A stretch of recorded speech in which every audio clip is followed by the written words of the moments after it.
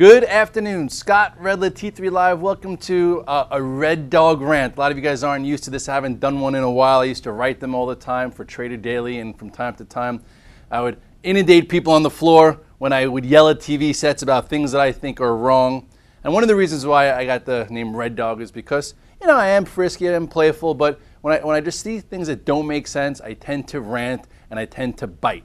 And for the past 2 to 3 years, I've been ranting about the bloated pension system. I've been ranting about the discrepancy between the private worker and the public worker. I've been ranting about who really, underneath the surface, was responsible for this bubble, and I was sick and tired of Wall Street being blamed when it really was a CRA that actually just even didn't get, put in that whole commission that decided who was responsible. But anyway, when I see an article like I see in the New York Post, it actually makes me happy because it seems like there's a little common sense being brought into what I feel is a system that is just broken, and that is this pension system. If you go to the New York Post, which I love to read for page 6, you'll also see the pension pounding.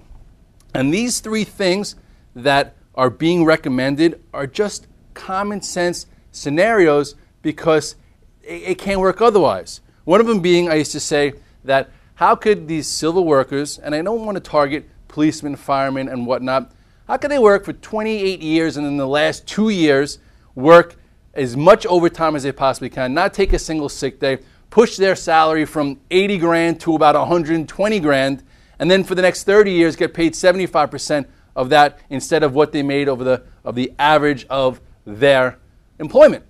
So what the city is recommending is that overtime just no longer be computed in that final payout over time, which makes sense, right? You get paid for the 30 years, not the last 2 that you try and jam as many hours as possible to take as much money out of, the private sector's pockets. Another one is about the disability, and I know, listen, there are a lot of tough jobs. I see traders jumping out windows, and doctors paying for malpractice, you name it, but if you get disability as a fireman or a policeman or a public worker, you get paid 75%, 75% tax-free, basically for life.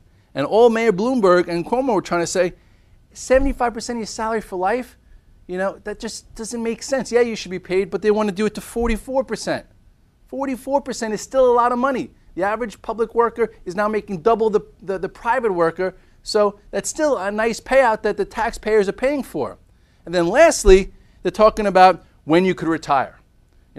I did a story the other day relating to my mom. My mom is 64, actually 60, she was only, if I said 64, she's I think 62, and she wants to retire when she's 65, and now they're saying that she might not be able to collect until 67 because there's not enough money, but meanwhile she's been paying into Social Security since she's probably about 21. Whereas a teacher or someone working for the public, they could retire after 20 years, 30 years, whatever it is, and get paid 60, 70, 80% of what they made, and they could get it as soon as they retire. All this is saying here is, that you can get your pension percentage after a certain amount of time, but you can't collect it until everyone in the free world could collect it with Social Security at age 65. So it gives them a chance to get a different job. Both my parents' friends that were teachers that were retired with 6-figure salaries have been collecting 75% of that since the age of 55, and they're out on their boat, they're out in their second home, they're out living the life, while, poor private sector workers, who probably made a little less, I don't think she's ever made over 50, are still, going to work, driving through the snow, and worrying about whether or not their Social Security is going to be moved to 65 to 67.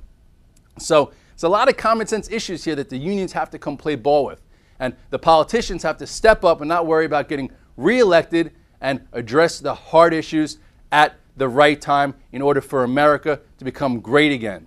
Don't kick the can down the road. Let's solve our problems. Let's fix this broken pension bloated system and all be back to where we were at a time when, we were all equal and everyone was trying to work and we were making strides in technology in the world and enjoying our families and not, in this mayhem that we've seen over the course of the past few years.